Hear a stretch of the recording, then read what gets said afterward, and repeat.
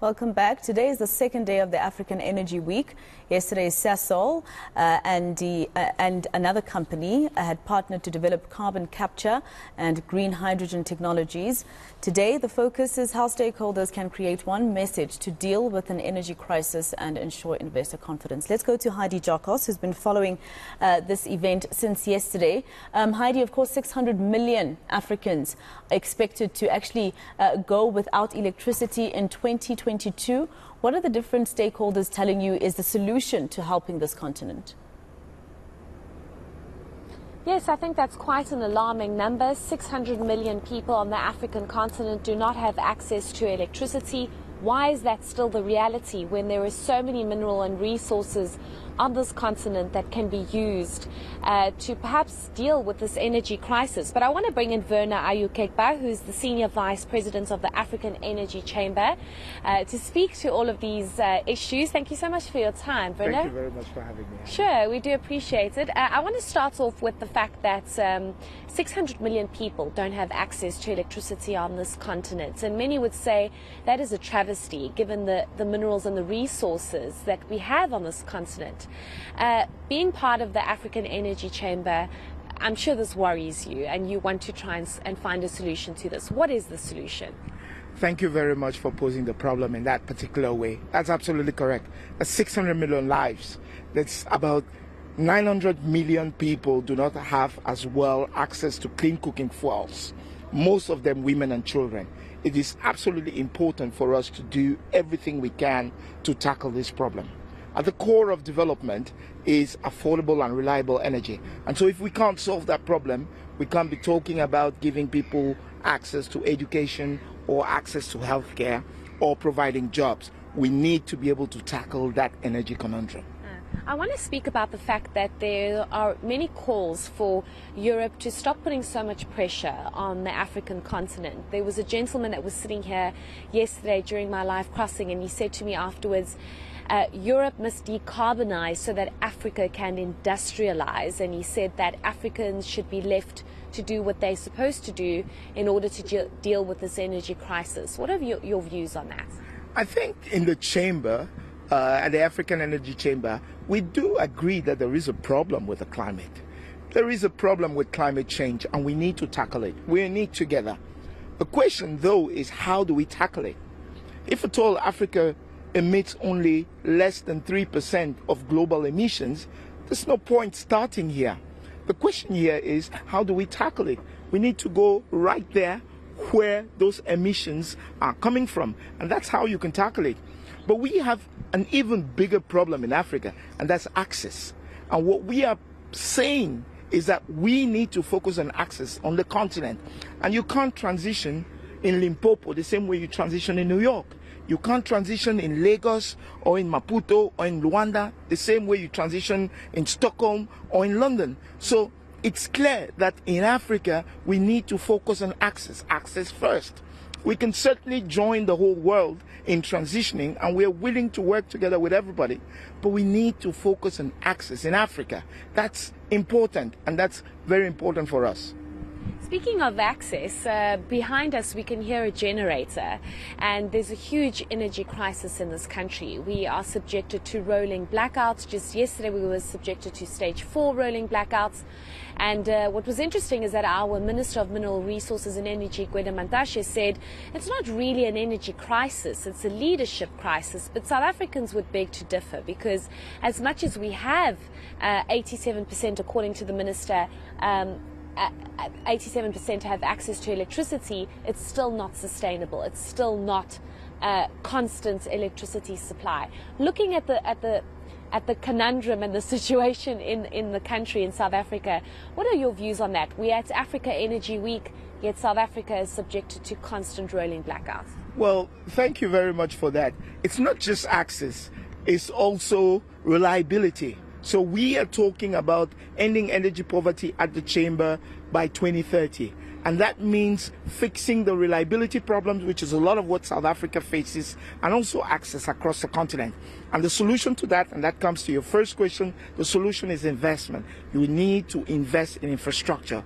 We need to invest in gas to power solutions. We need to ensure that the coal plants which have been there over the long years are refurbished and retooled. Some of them can move into gas. We need a lot of investment in transition.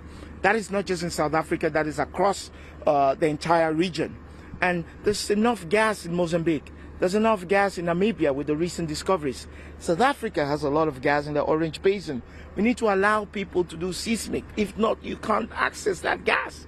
And so when we have issues around people not being able to do seismic, we are actually blocking our path towards reliable energy. And so for me, we need to invest, and that's not just in infrastructure in that sense, that's also in people. And so that addresses the minister's leadership issues here in terms of investing in people for people to be able to run this industry. If they can do it anywhere, we can also do it here in Africa.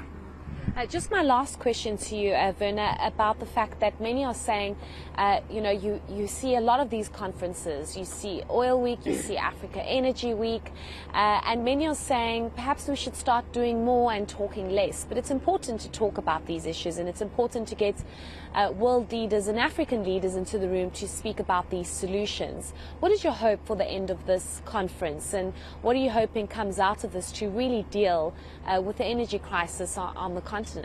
Well, action. It's all about deals. Yeah. We need to see things being signed.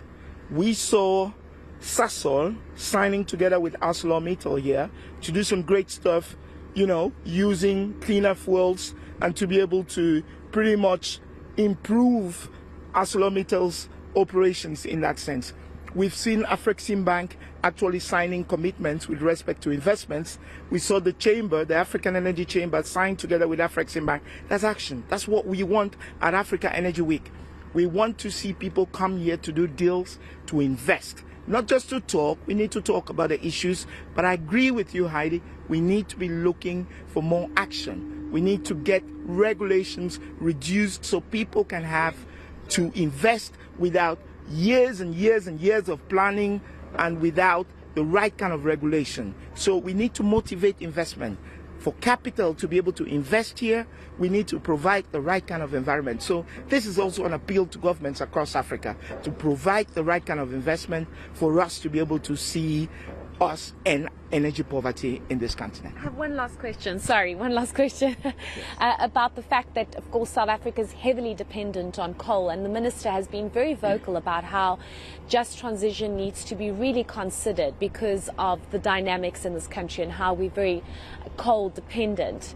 But looking at how things are moving, is that a viable solution and option? Do we stay with coal? What is the mix that we should be looking at, given also the load shedding challenges that we face in this country? Every single country would have to transition with respect to the specificities of that particular country. If South Africa has coal, hell, use coal. But what we need to understand is that the markets as well, because we are not living in an island, we have other countries, the markets are certainly going to decide what is going on. If coal becomes not viable in the future, coal is going to disappear. It's happened like that to previous resources, and if at all that's the case with coal, that's fine.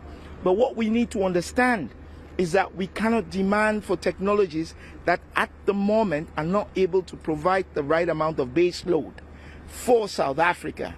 And so South Africa, yes, needs to transition, but that also means using the coal, using gas, and using hydro wherever one can. There's a lot of hydro potential as well in Mozambique. We need regional integration when it comes to power. So you don't need to have every single country have a single solution in that sense. You need to look at regional solutions as well to be able to provide the right kind of critical mass for some of the investments that are needed in some of these projects. Okay, great. Thank you so much for your insights. That was very insightful. Thank you. We really do appreciate it.